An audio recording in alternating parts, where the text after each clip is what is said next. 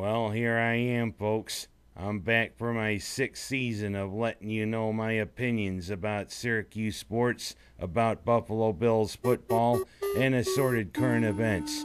So why waste time? I'm going to dive right into it. Well, there's three C's going on with the Syracuse football team this year. And C's, I don't mean what you hear in medical jargon. I'm talking about changes. Big changes for the Orange this year. And I'll go in order of importance. The first change, new coach. Doug Marrone has gone on to the bigger and better things of the NFL. And who takes over? Scott Shaper, who has been the defensive coordinator for the Orange, and hopefully he'll have a seamless transition and a smooth transition to being the head coach of the Orange. That's right, he plans to keep the status quo for an offensive philosophy. That high-powered no-huddle attack Marrone ran that was really hitting its stride late last season. And let's hope it continues. Shaper's kicked around for quite a while. He's had his bumps, but let's see how he can do as a head coach. Good luck to you, Mr. Shaper. And of course, with Shapers, I hope I brought my Gillette this morning. The second C is the new quarterback. For the last 3 years, Ryan Nassib was handed the keys to running the offense for the Orange. And of course, last year Nassib put up some gaudy numbers, which helped translate into being drafted by the New York Giants this past year. So who takes over the reins at quarterback? Well, it first looked like after spring practice, Terrell was definitely going to be in the hunt, if you know what I mean, to be the new quarterback. But then Drew Allen, who had sat behind Landry Jones for quite a few years at Oklahoma, decided to use his final year of eligibility and decided to come up to Syracuse to use his final year, a la what Greg Paulus did in Doug Marrone's first year as head coach. And you saw with the big depleted roster that Syracuse had in Marrone's first year, Paulus did a pretty darn good job.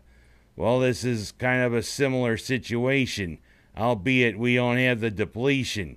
But Drew Allen is being handed the reins, and let's hope he can do a Greg Paulus. Hopefully lead us to a decent showing in his year of eligibility. And let's go to the third C. That one is the most important one for the Orange. The change to a new conference. We were a charter member of the Big East. It was formed 34 years ago for the basketball teams and 24 years ago for the football teams. But Syracuse decided to see the writing on the wall, and I don't think it was graffiti. That Syracuse needed to make a change to get better recruits, to help raise the status of the program back to what it was. So they jumped from the Big East to the ACC. Of course, the Big East Football Conference is now known as the American Athletic Conference. Well, you know, with the teams that were coming in after the teams that were leaving, like Syracuse, you couldn't really call it the Big East anymore. How can you say that with teams like Central Florida, teams like SMU coming into the conference? It's not really the Big East anymore, is it? Of course, Louisville, who's the head of that AAC, is coming to the ACC next year. So we'll welcome the Cardinal back. And now that I'm through talking about all that change, I'm going to quickly say, let's look forward to this Saturday when we welcome an old friend down in the Meadowlands. That's right. Our old friends, the Nittany Lions from Penn State, is our first opponent of this 2013 season. You know, they're reeling too in the wake of what happened with Jerry Sandusky, the pervert.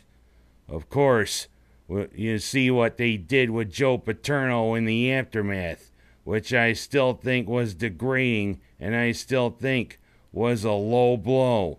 How can you do that to a guy who built up the program to such a stature? Thing is, they're saying he should have done more. Kinda sounds like he tried to do more. I guess he did report Sandusky to his superiors, but the thing is, the report's saying it looks like they swept it under the rug. Kinda sounds like Paterno was a scapegoat, don't you think? But enough about talking about Sandusky and Paterno. I'm talking about the Orange in their current state. It's a year of change on the Hill, and let's hope it's a good change. And now that I'm through talking about that, I'm going to talk about where Marrone did go for the greener pastures. This past weekend has been a tumultuous weekend to be a Bills fan, as one DJ would always say, and the hits just keep on coming. Buffalo looked like they were set at quarterback with E.J. Manuel and Kevin Cobb. Manuel goes down with a minor injury and has a procedure done on his knee. They don't know whether he'll be back for the opener against New England. And then this past weekend, Kevin Cobb gets kneed in the head by a former Bill. The concussion he suffered could end his career.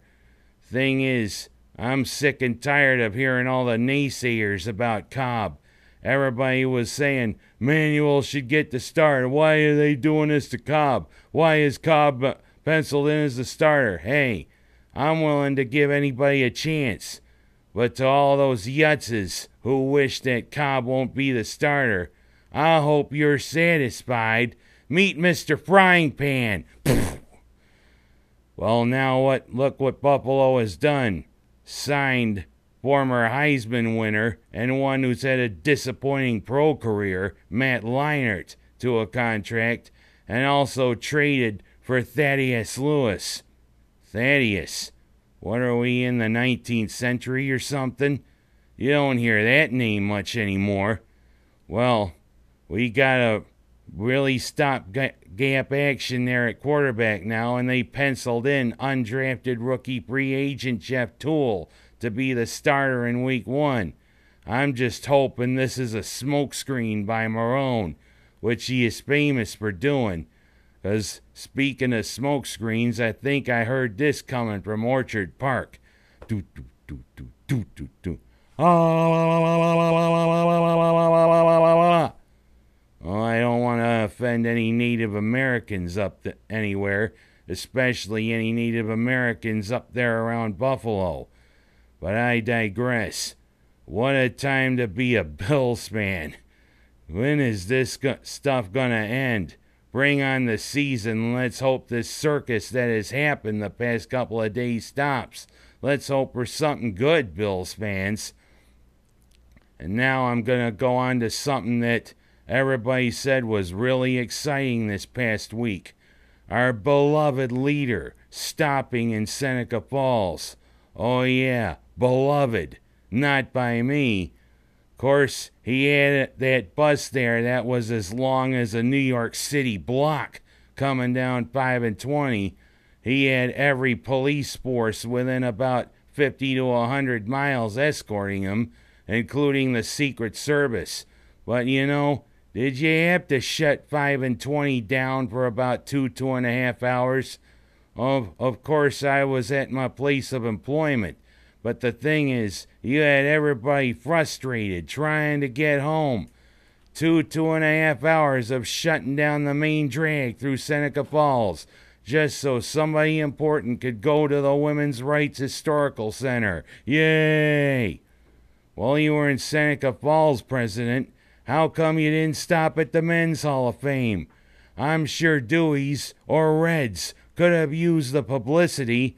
The Men's Hall of Fame deserves the same publicity as the Women's Hall of Fame. But I digress. And then you made that snub when you were over in Auburn, not visiting the Harriet Tubman House. One of the most important people in the civil rights movement, especially leading all those slaves to freedom via the Underground Railroad. And you don't stop at her place, which is a great museum. Way to go, Mr. Obama. Shows what kind of values you have as our president. But I digress. A president visiting Seneca Falls is a big deal. And I just hope you had a good time here. 'cause it's not a good time here in the United States of America. And let's go to my next rule of business. The VMAs in the 30 years of existence that they've had. I mean, in 1984, the most controversial thing was Madonna humping the stage while singing like a virgin. Of course, one bright-eyed 13-year-old at the time, that's me, remembers that. Of course, he also remembers the audience donning fake beards when ZZ Top performed Sharp Dressed Man. But this past Sunday at the VMAs, boy, it's really changed. Of course, people were watching Lady Gaga dance around in that bikini. Of course, she just came back from hip surgery.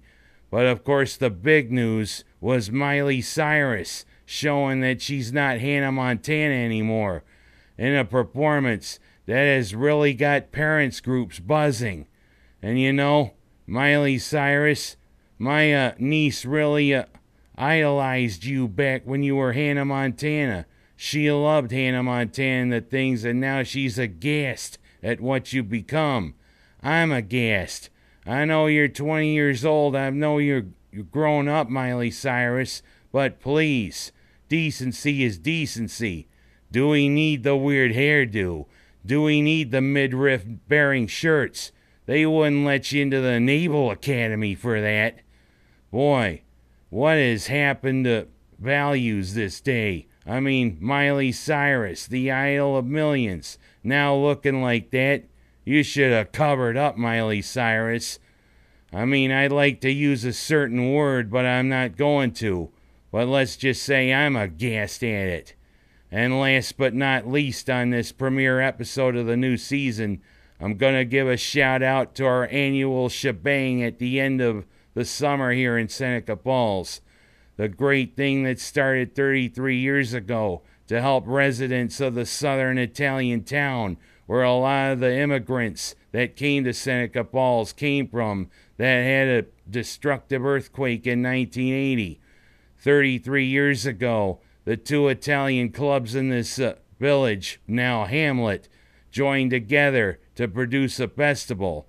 And in 33 years, it's grown to a great end of the summer get-together. The St. Anthony's Italian Festival is this coming weekend, and it's going to be another great year for it. Also a great year for Vincent Carasello, who is the recipient this year of the Father Beattini Award. And also, come get your giblets and sauce. Come get your cannolis. Come get your beans and greens. Come get your pizza. And you know, everything there is to celebrate about the rich Italian culture here in Seneca Falls. And also get your pizza frite. Don't you dare call it fried dough.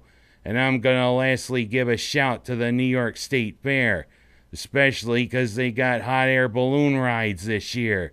Hot air balloon rides. Boy, you know, they got a little more hot air than does Rex Ryan. I'm Ken Haas, and that's it for this premiere episode of Kenny's Two Pennies, Season 6.